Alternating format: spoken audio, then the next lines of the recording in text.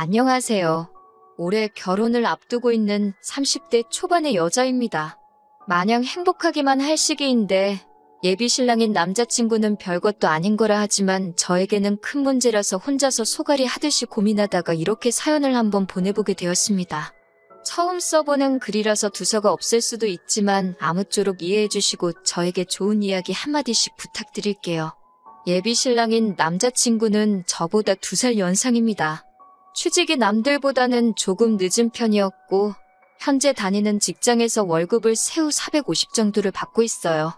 기본급이 최저시급으로 계산돼서 실제로는 140만 원이 조금 안 되는 월급을 벌고 있기는 하지만 일하는 결과에 따라 추가로 수당이 나와서 월급이 저렇게 높습니다. 영업과 관련된 일을 하고 있기 때문에 아무리 못 벌어도 한 달에 400만 원은 안정적으로 벌고 있다고 말해줬어요. 저는 미술을 전공해서 현재는 디자인 계통 일을 하고 있고 원래는 국내에서 이름 있는 회사를 다니다가 회사를 나와서 혼자 프리랜서로 활동을 하고 있습니다. 일을 받아오는 만큼 벌이가 많은 편이라 회사에서 받는 안정적인 수입을 포기한 건 아쉬운 일이지만 회사 다닐 때보다 시간을 탄력적으로 활용할 수 있어서 다시 회사로 돌아가고 싶다는 생각을 해본 적이 없어요. 벌이는 평균적으로 한 달에 300만 원 근처를 오고 가고는 있지만 말씀드린 대로 시간을 엄청 탄력적으로 활용을 하고 있는 상황이고 제가 조금만 더 욕심낸다면 남자친구가 벌어오는 돈만큼을 저도 벌어올 수 있습니다. 다만 저는 일도 일이지만 제 인생의 경험도 소중하다고 생각하기 때문에 돈을 조금 포기하고 저의 자기계발을 위해서 시간을 따로 쓰고 있는 상황이고요. 아무튼 결혼 이야기가 처음 나오고 나서 어디서 시작을 해야 할지 어떻게 시작을 해야 할지가 가장 큰 이야기였어요. 제 벌이가 들쑥날쑥하지만 남자친구도 제가 마음만 먹으면 자기가 벌어오는 만큼이나 그 이상을 벌 수 있다는 걸 알고 있었습니다. 한 달에 벌어오는 월급이 서로 비슷하다는 전제하에 각자 결혼을 위해서 돈을 얼마나 모았는지 물어보게 되었어요. 저는 대학 졸업하고 곧바로 취직을 해서 사회생활을 한 기간도 길었고 그 경력을 바탕으로 프리랜서 전향을 했던 것이기 때문에 모아놓은 돈이 그래도 꽤 많은 편이었어요. 프리랜서로 전향했을 때 수입이 없어질 수도 있다는 걸 대비해서 조금 무리해서 돈을 모았었거든요. 그래서 저는 결혼을 앞두고 7천만 원이라는 금액을 모아둔 상태였습니다. 남자친구가 모아놓은 돈은 제가 모아놓은 돈의 반도 되지 않았어요. 하지만 돈을 얼마나 모았는지는 중요하게 생각하지 않기로 했습니다. 다 각자만의 사정이 있는 법이고 남자친구가 저보다 나이는 많을지언정 사회생활 기간은 짧으니 당연히 돈을 덜 모았을 수도 있다고 생각했거든요. 중요한 건 지금 한 달 벌이가 나쁘지 않다는 것과 앞으로 둘이서 같이 모아갈 돈이 중요하다고 생각했어요. 각자 모아놓은 돈을 합치면 아파트까지는 아니어도 적당한 빌라 전세로 시작을 할 수 있었거든요. 남자친구도 빌라에서 전세로 시작하는 데에는 별다른 이견이 없었습니다. 서로의 연봉을 대충이나마 알고 있기 때문에 못해도 5년 뒤면 대출 끼고 30평대 아파트로 이사를 갈 수 있을 거라는 계산이 섰기 때문이에요. 그래도 각자 꽤나 괜찮은 돈을 받으며 일을 하고 있기 때문에 남자친구나 저나 서로 부모님께 지원을 받을 생각은 없었습니다. 그런데 지원을 받지 않으려는 이유부터가 서로 다르더라고요. 저 같은 경우에는 어렸을 적부터 아버지께서 중국 쪽에서 물건을 수입해오는 사업을 하셨고 그 사업이 잘 되는 편이어서 유복한 가정에서 자랐습니다. 여유가 있는 집이었기에 미술도 어릴 적부터 시작할 수 있었던 것이고요. 그런데 제가 중학교를 들어갈 때쯤부터 해서 아버지 사업이 조금씩 휘청거리기 시작하더니 정말 쫄딱 망했다고 해도 무방할 정도로 어려웠던 시절이 있었습니다. 2층짜리 주택에서 살다가 햇빛도 잘 들지 않는 방 하나짜리 반지하에서 부모님과 부대끼며 살아야 했고 심할 때는 장마철에 집안에 물이 들어차서 새벽에 잠도 자지 못하고 물을 퍼내야 했던 적도 있었거든요. 그런데도 그때 아버지도 그렇고 어머니도 여태껏 공부해온 미술인데 제가 꿈을 포기하게 하고 싶지 않으시다고 아버지는 사업에 더 열중하셨고 어머니는 정말 푼돈 받는 소일거리 찾아서 하시면서 한 달에 100만 원도 안 되는 돈을 벌러 밖으로 도셨습니다. 그러면서 값비싼 미술 도구를 마련해 주시며 제가 계속 공부를 할 여건을 마련해 주셨고요. 아무튼 그렇게 어렵게 살다가 제가 미대 입시를 본격적으로 준비하기 시작한 시점부터 아버지 사업도 다시 일어나게 되었고 그때 어머니께서 포기하지 않고 제 뒷바라지를 해주신 덕에 좋은 학교 나와서 좋은 회사에 들어갈 수 있었고 그 회사에서의 경력을 바탕으로 지금도 남들보다 좋은 조건으로 편하게 돈을 벌고 있는 거나 마찬가지니까요.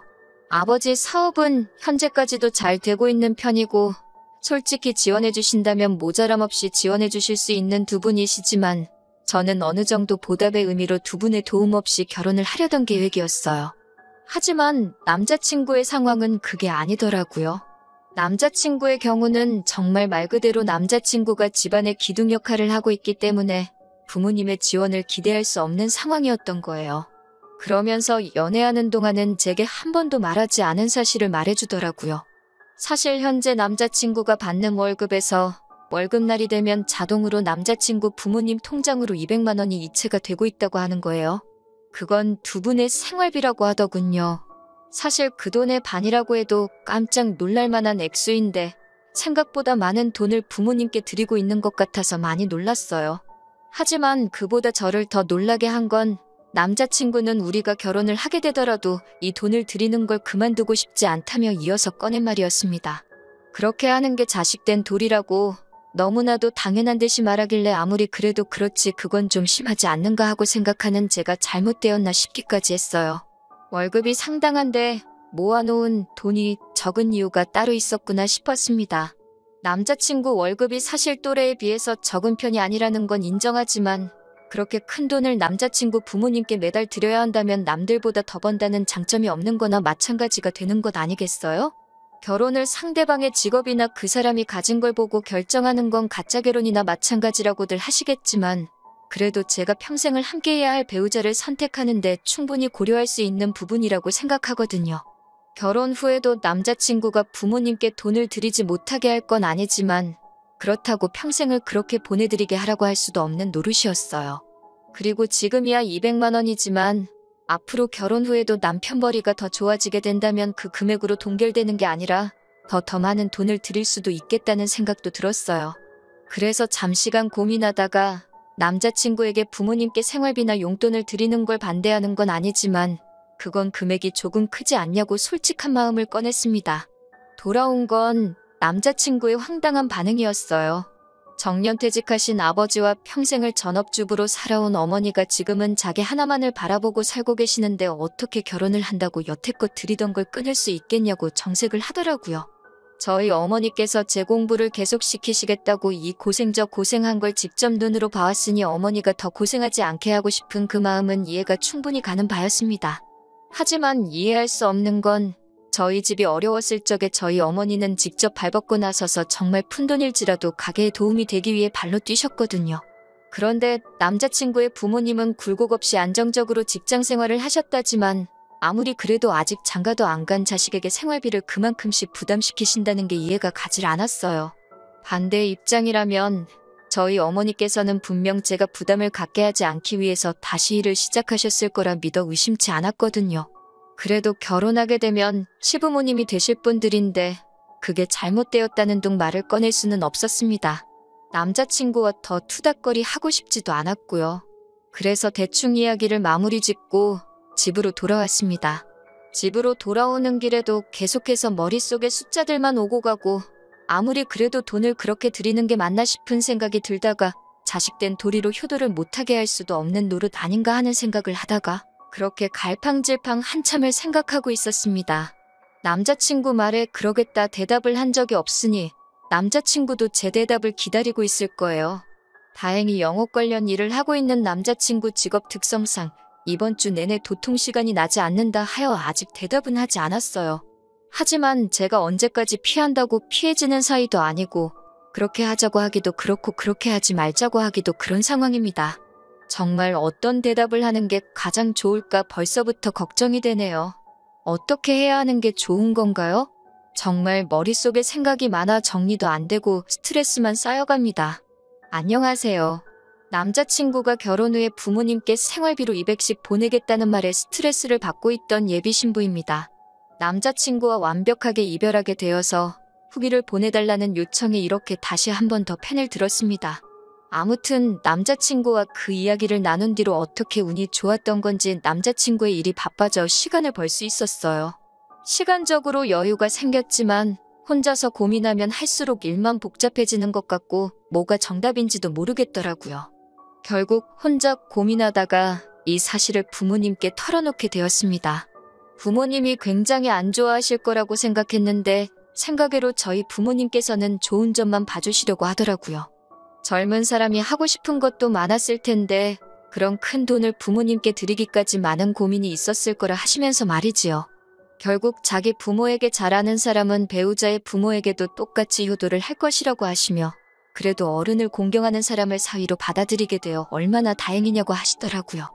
저희 부모님께서 제게 제안을 하나 하셨고 저는 그 제안을 듣자마자 이 기쁜 소식을 남자친구에게 알려야겠다 싶어서 그동안 이 핑계 저 핑계를 대며 만남을 피해왔던 남자친구에게 곧바로 연락을 했습니다. 남자친구가 눈치가 없는 편이었기 때문에 제가 그동안 그런 고민으로 만남을 피해왔다는 생각은 전혀 하지 못했나 봐요. 그래서 평소처럼 만나 데이트를 즐기다가 남자친구에게 제가 먼저 말을 건넸지요. 오빠가 결혼 후에 부모님께 200만 원을 드린다는 말을 집에서 곰곰이 생각해봤다고 말을 꺼내니 이제 와서 또 그 이야기를 하냐는 듯한 반응을 보이며 짜증을 내더라고요. 다 끝난 이야기 아니냐.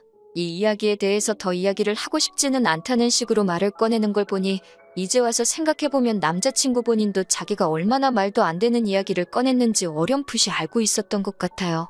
아무튼 저도 아랑곳하지 않고 저희 이야기를 이어갔습니다. 저도 결혼을 하고 나면 오빠와 똑같이 부모님에게 200만 원씩을 드려야겠다고요. 자기 부모님한테는 금액적인 조정 없이 여태 드리던 대로 200을 주겠다던 남자친구의 말과는 달리 제가 제 손으로 번 돈을 가지고 저희 부모님께 돈을 드리겠다는 말에 남자친구는 어이없다는 반응을 먼저 보였습니다. 처음으로 꼬투리 잡는 게 제 월급이었어요. 저는 자기보다 돈을 적게 버는 편이니 당연히 그 금액이 커서는 안 된다고 비율상으로 맞지 않는다고 하더라고요. 그런 부분은 제가 일을 조금만 더 하면 오빠가 버는 만큼 벌 수 있으니 걱정하지 말라고 했어요. 그랬더니 이번에는 저희 부모님 이야기를 들먹이더라고요. 자기 부모님은 아버지는 정년퇴직을 하셨고 어머니는 전업주부로 살아왔기에 자기가 돈을 드리는 게 당연하지만 저희 부모님 같은 경우에는 사업체도 가지고 있고 아직 현역이지 않으시냐. 형편도 좋으신데 저희 월급을 그만큼 보태나 안 보태나 큰 차이가 없는 거 아니냐고요. 그래서 저는 알겠다고 대답했습니다. 그리고 저희 부모님께서 하신 제안을 남자친구 앞에 꺼냈어요. 오빠가 부모님께 잘 하고 싶다는 말을 듣고 우리 부모님께서 집을 지원해 주시기로 했다고요. 그래서 집을 그냥 받는 대신에 오빠가 부모님께 주는 만큼의 돈을 저도 드리고 싶어서 꺼내본 이야기다 말해줬어요. 그랬더니 오빠는 당장에 한 달에 200만 원씩 드린다는 이야기를 저희 부모님과 이미 이야기를 나눴는지 물어보더라고요. 그런 이야기는 따로 나눈 적이 없다. 돈을 드리는 건 순전히 나 혼자만의 생각이다 이야기를 하니 안도의 한숨을 내쉬더라고요. 그러자 오빠는 저희 부모님이 여유가 돼서 집을 해주신다는데 너가 그런 큰 금액을 드릴 이유가 뭐가 있겠냐고 하더라고요. 요즘 100세 시대라는데 200만 원씩 40년을 드리면 1년 12달에 40년, 그 돈만 해도 10억이 가까운 돈이라면서 말도 안 되는 소리라고 하더라고요. 그 돈이면 그냥 대출받아서 10억짜리 집을 사고 말겠다 하면서 저보고 계산을 못한다는 식으로 말을 하더라고요. 솔직히 어이가 없었습니다. 제가 그렇게 말을 꺼낸 것도 남자친구를 떠보기 위해 꺼낸 말이었는데 100세 시대 운운하면서 말도 안 되는 계산을 하는 게 어이가 없었어요. 남자친구 계산이 틀린 건 아닌데 그 계산대로라면 남자친구는 자기 부모님한테 10억을 주겠다고 저한테 이미 선언한 거나 마찬가지잖아요? 저는 집이라도 받아오겠지만 남자친구는 그냥 생 돈을 부모님께 그대로 드리는 거나 마찬가지였으니까요. 이미 남자친구가 저희 부모님께 돈을 드리는 게 말도 안 된다는 식으로 처음 말을 꺼냈을 때 이미 이 남자와 결혼하겠다는 마음을 정리했어요. 저희 부모님의 제안을 마음을 정리한 뒤에 말한 것도 정말 어디까지 썩어빠진 거 지근성을 가지고 있나 떠보기 위함이었지요. 그런데 정말 제가 별소리 없이 부모님이 집을 해주신다는 제안까지 말을 해줬으니 아주 저부터 저희 부모님까지 호구 중에 호구를 잡았다고 생각했던 것 같아요. 자기가 하는 효도와 제가 하는 효도가 조건상으로는 똑같은데 부모님의 형편 따라 달라진다고 말하는 게 어이가 없었습니다. 그래서 저는 남자친구에게 저희 부모님이 해준 마지막 제안을 해줬어요. 내가 결혼하면 우리 부모님은 아마 은퇴를 하시게 될 것이며 아버지가 하고 계신 사업체는 나에게 물려주기로 되어 있지만 나는 미술 쪽 일을 그만두고 싶은 생각이 없다고 했다고.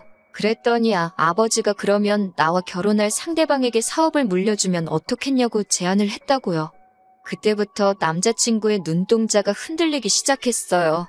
남들 비윗장 맞춰가며 하는 일에 실증도 많이 나 보였었는데 아버지가 사업체를 물려줄 수도 있다는 말에 관심이 가기 시작한 것이죠. 남자친구는 정말 벅차오르는 듯한 표정을 숨기지 못하면서도 그 상황에서는 한번 튕기더라고요. 아마 그때까지도 구구절절히 남자친구에게 유리한 제안을 계속해서 꺼내고 있으니 제가 마치 자기 아니면 다른 사람을 만날 생각도 없고 자신과 결혼하려고 환장한 여자라고 생각했나 봐요. 자기가 어떻게 그 사업을 곧바로 물려받겠냐며 우리가 결혼을 하고 나면 자기가 지금 다니는 회사를 그만두고 아버지 회사로 들어가서 일을 배우는 게 순서가 아니겠냐고 하면서요. 그러면서도 그렇게 자기에게 유리한 제안을 들려줬는데도 끝까지 부모님 용돈 드리는 이야기에 대해서 다시 생각해보려 하는 모습은 하나도 없더군요. 그때 남자친구와 결혼할 생각이 싹 사라지기는 했지만 이별의 말을 꺼내는 게 너무 어려워서 아무 말도 하지 못하고 그냥 집에 들어와 버렸습니다. 그리고 남자친구에게 어떻게 이별하자는 말을 꺼내야 할까 하루하루 고민하면서 보내고 있었는데 얼마 뒤 남자친구에게 연락이 왔어요. 언제부터 아버지 회사에 출근하면 되냐고 말이죠. 자기는 지금 회사를 그만두고 오는 길이라고요. 그 말을 듣고 나서야 비로소 저도 닫혀있던 입이 뚫리더라고요. 누가 오빠한테 아빠 회사를 물려준다고 그랬냐 따지니 남자친구가 당황한 목소리로 너가 분명히 장인어른께서 결혼할 상대방에게 회사를 물려주기로 했다고 하지 않았느냐고 하면서요. 그래서 제가 그건 맞는데 왜 우리 아빠가 오빠한테 장인어른이냐고. 오빠랑은 결혼 이야기가 오갔을 뿐이지 아직 양가 부모님도 안 만난 상황이 아니냐고 했어요. 그랬더니 남자친구는 잔뜩 당황한 목소리로 그게 무슨 말이냐고 하더라고요. 그래서 저는 오빠가 자기 부모님한테만 용돈을 드리고 우리 부모님한테는 안 줘도 된다는 그 말을 했을 때 이미 결혼하고 싶다는 마음을 접은 상황이라고? 미리 말 안 해줘서 미안하지만 오빠도 부모님 용돈 이야기부터 회사 그만두는 것까지 나한테 한마디 상의 없이 혼자 정한 거 아니냐고. 김칫국은 오빠가 혼자 마신 거니 그건 제가 어떻게 해줄 수 있는 문제가 아닌 것 같다고. 여태 한 것처럼 오빠 혼자 알아서 북치고 장구치고 다 하라고 말하고는 전화를 끊어버렸어요. 그리고 이렇게 남자친구와는 파혼과 이별까지 하게 되었네요. 당연히 남자친구는 그날부터 저에게 연락해서 자기가 생각이 짧았다고 부모님께 드리는 용돈이고 뭐고 제게 경제권을 넘길 테니 다시 만나만 달라는 식으로 연락이 왔어요. 하지만 저는 고작 그런 돈 때문에 파혼한 게 아니거든요. 자기는 옳고 너는 틀렸다고 하는 그런 내로남불 사상이 결혼 상대로는 적합하지 않다고 생각했을 뿐이에요. 영업직인데다가 요즘 인력난이다 보니 남자친구가 회사를 그만두고 나왔지만 안타깝게도 사직서가 수리되기 전에 다시 다니던 직장으로 돌아갔다는 소식을 들었습니다. 저도 사실 파혼까지만 바란 거지 남자친구가 당장 생계를 잃고 거지꼴이 되는 상황을 바란 건 아니었기 때문에 조금 아쉽기는 하지만 충분히 참교육은 해줬다는 생각이 들어요. 그렇게 끝없이 욕심을 부리다가는 배가 터져버린다는 것을 알려줬으니 다음부터는 정신 차리고 평범한 가정을 꾸린 뒤에 저에게 평생 반성하면서 감사해하며 살아갔으면 좋겠네요. 저는 다시 혼자가 되었지만 속은 오히려 더 후련합니다. 오히려 남자친구를 만날 때보다 스트레스도 덜 받고 좋은 인생을 살고 있는 것 같아요. 개인 시간을 중시해서 일을 조금만 했지만 이제부터는 일도 늘리고 재벌이도 늘려서 다른 사람에게 일단 얕보이지 않는 것부터 시작해보려고 합니다. 저한테 앞으로 좋은 일만 있도록 다들 응원해주세요.